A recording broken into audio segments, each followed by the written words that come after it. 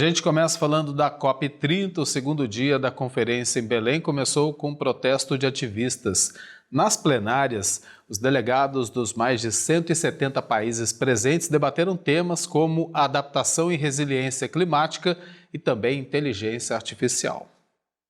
Os manifestantes montaram uma mesa de cassino cenográfica, com alguns participantes representando países ricos, para ilustrar como eles estão apostando com o futuro do planeta. Reuniões e painéis se concentraram hoje, segundo dia da conferência, em adaptação, construção de resiliência, cidades e inteligência artificial. Com tufões devastando o Sudeste Asiático esta semana, enquanto áreas da Jamaica e do Brasil ainda limpam os destroços das tempestades, os delegados começaram a debater a melhor forma de ajudar os mais vulneráveis a resistir à piora das condições climáticas e outros eventos climáticos extremos. O tema da adaptação tornou-se ainda mais importante à medida que os países não conseguem reduzir as emissões de gases de efeito estufa o suficiente para evitar o aquecimento extremo associado a desastres climáticos cada vez mais frequentes em todo o mundo. Relatório da ONU divulgado no mês passado afirmou que somente os países em desenvolvimento precisarão de até 310 bilhões de dólares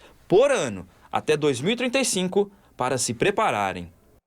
A ONU declarou ontem, na abertura da COP30, que os esforços climáticos dos países poderão contribuir para a redução das emissões de gases de efeito estufa em 12% até 2035.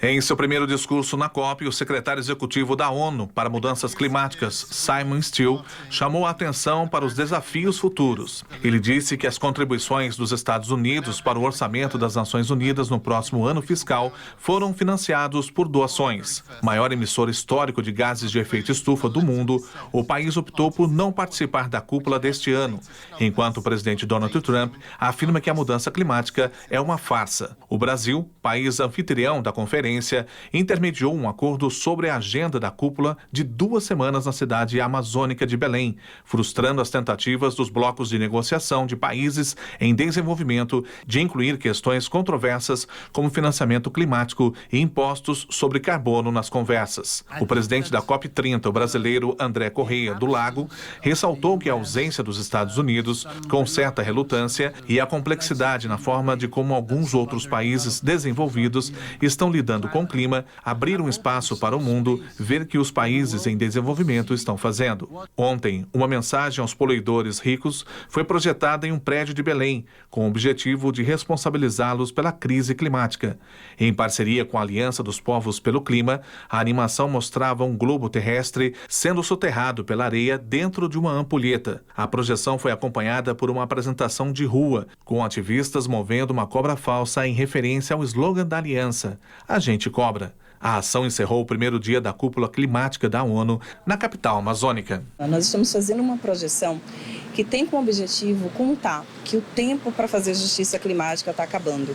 A gente precisa fazer com que aquelas pessoas, corporações, empresas e países que são poluidores, eles possam realmente pagar essa conta. A gente precisa fazer com que, de fato, a gente tenha um imposto de até 5% sobre grandes fortunas, de milionários e bilionários, que possam financiar as ações que fazem o enfrentamento à mudança climática.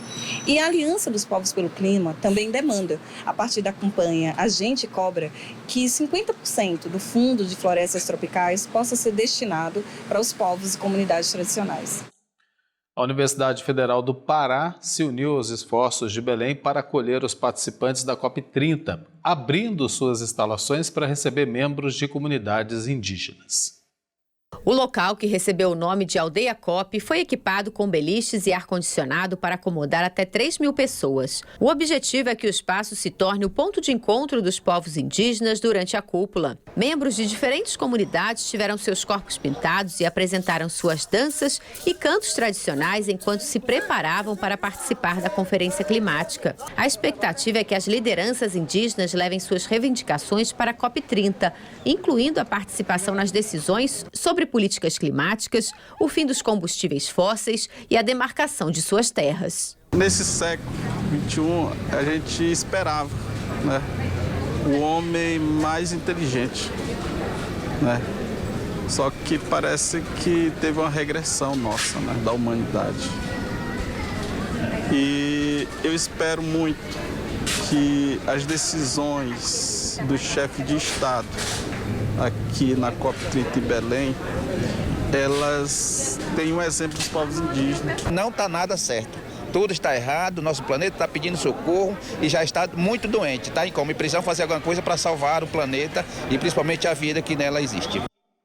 Enquanto os líderes mundiais se reúnem para a cúpula da ONU no Brasil, a pressão por ações climáticas abre espaço para histórias de sucessos locais. Uma delas é a Índia, onde suas ambiciosas metas de energia limpa mostram como as fontes renováveis podem transformar comunidades rurais e ajudam até mesmo na economia e na educação das crianças. Em Sawardia, uma pequena vila no deserto do Rajastão, a transição para a energia solar está mudando vidas, de fazendas às salas de aula, graças a uma usina instalada há quase 18 meses. A vila, que convivia com apagões e campos ressecados, adotou a energia solar. E isso mudou tudo. Fileiras de painéis solares agora se estendem por terras antes improdutivas, fornecendo energia para casas e fazendas. Para os moradores, é uma verdadeira revolução em seu cotidiano.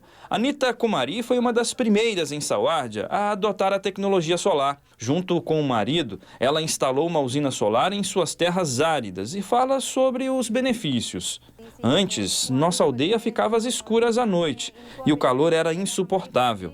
Agora, com a energia solar, temos luz à noite e ventiladores funcionando durante o dia, afirmou Anita. Graças à energia solar, a agricultura nesta parte do Rajastão também está recebendo um novo impulso. Bombas d'água funcionam com a luz do sol, levando vida às plantações.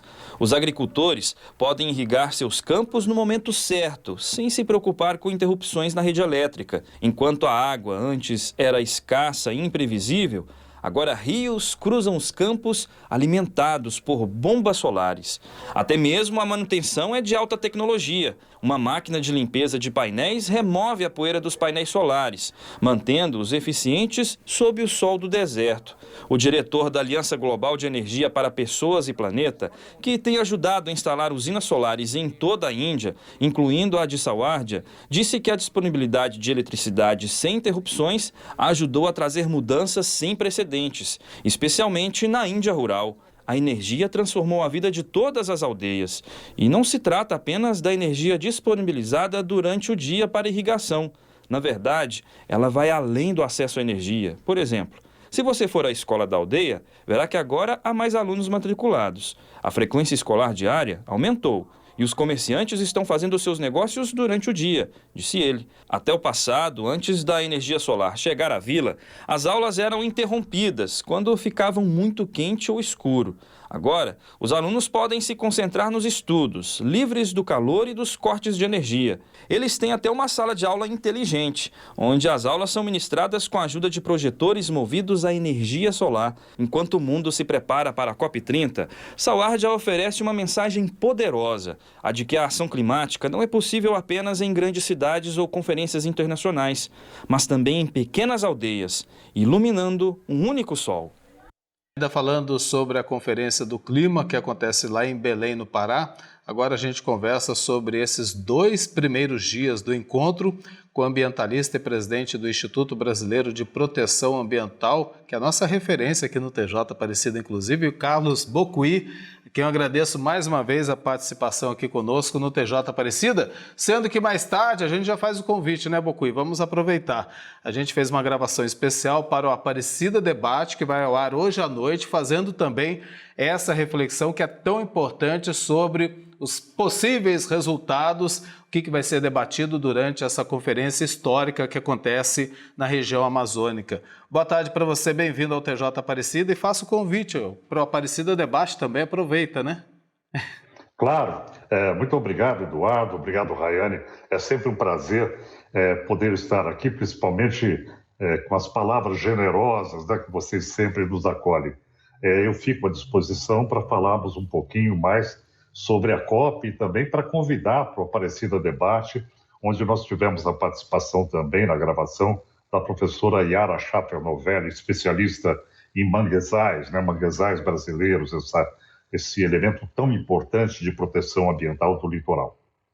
Vale a pena, viu, você poder acompanhar até mais tarde hoje aqui no Aparecida Debate, porque você fica mais a par de tudo que está acontecendo lá em Belém. Lógico, assistindo também ao TJ Aparecida. Bocuí, qual a avaliação que você faz desses 2 primeiros dias da conferência, desse encontro dos líderes mundiais lá em Belém? Bom, o que é importante colocar, Eduardo, a primeira questão é o esvaziamento das conferências de Baku, né, que foi a anterior, no Azerbaijão, e essa agora em Belém do Pará. A participação, ela diminuiu sensivelmente em termos de presença de mandatários de países, daqueles que realmente tomam as decisões, como o ministro, por exemplo, da China, não é? E também da Índia. Então, nós temos aí países que são altamente emissores de gases de efeito estufa e que não estão presentes, representados pelas suas lideranças máximas, né? Além disso, a saída dos Estados Unidos do Acordo de Paris também provocou uma quebra, né, nessa possibilidade de avançarmos num acordo expressivo, né? Também o presidente da Rússia, Vladimir Putin, não está. Quer dizer, isso tudo leva a um esvaziamento. Então, o que nós temos que pretender é que se avance, então, nos acordos, dos documentos que possam, no futuro, ser referendados, né, por esses países e implementados também. Então, a primeira questão a considerar é essa baixa participação. E a segunda é o efeito geopolítico global, que hoje, por conta das notícias de guerra e de guerras que vêm ocorrendo, leva a um esvaziamento também do compromisso, né? Muitas vezes não do debate, mas do compromisso real com as mudanças climáticas. Porque um país preocupado com a sua estrutura energética para uma situação de crise militar, ele acaba perdendo o foco naquilo que é realmente importante, não é? Então ele não toma a medida necessária. Então eu diria que esse contexto hoje geopolítico, ele não é o mais favorável para que a gente avance numa conferência global como a COP de Belém. Mas, então, por isso, né, todo o esforço político é necessário para conseguir suprir essas lacunas. Bocuí, esse ano o Acordo de Paris completa 10 anos e de lá para cá tivemos avanços, mas ainda há muitos desafios. A COP30 corre o risco de ficar também só no papel? Eu acho que a COP30 ela corre o risco de ficar na insuficiência das medidas necessárias para enfrentar a crise do aquecimento global, né? O que a gente percebe é que não está havendo um real compromisso dos países com relação a isso. Por exemplo, hoje mesmo, a própria Arábia Saudita se recusou, como se recusou na conferência de Dubai e também no Azerbaijão, de se alinhar junto aos países que são produtores de petróleo, no sentido de promover uma diminuição do lançamento de gases de efeito estufa, insistindo que apenas faria um esforço para a adaptação climática e não queria discutir isso como ponto de pauta na agenda da Conferência do Clima, né? Como o papel das Nações Unidas de discussão é um papel democrático e as medidas são tomadas por consenso, não por maioria, não é por voto, né? Então todos têm que acordar com os pontos de vista. Quando apenas um país faz uma obstacularização, não é? Com uma posição reticente, aí não se consegue avançar naquela proposta, naquele ponto de vista. E quando a gente diz que não vai discutir a diminuição de emissão, vai discutir só a adaptação, é a mesma coisa de que você dizer, olha, então não vou resolver as causas do problema, né? Eu vou tentar colocar um band-aid, um esparadrapo para ver se isso dá um jeito. Então, é uma situação muito difícil quando se lida com países que são produtores de petróleo e que fazem um papel que, na verdade, parecem empresas de petróleo, né? São petroestados. Então, esse desafio das conferências climáticas é terrível, porque esses países eles não conseguem se libertar dos seus interesses pessoais, domésticos, para passar para uma visão humanitária, uma visão que seja em defesa da sociedade humana. E esse é o grande desafio. Sem dúvida nenhuma, Bocuí, eu quero agradecer muito mais uma vez a sua disponibilidade, ter atendido ao nosso convite. Lembrando, a Aparecida debate hoje sobre a COP30 com Bocuí e a professora Iara às 10 horas da noite. Então está todo mundo convidado para participar e acompanhar com a gente. Um abraço para você, meu querido. Até a próxima. Até mais. Bom trabalho. Até mais. Tchau, tchau. Valeu.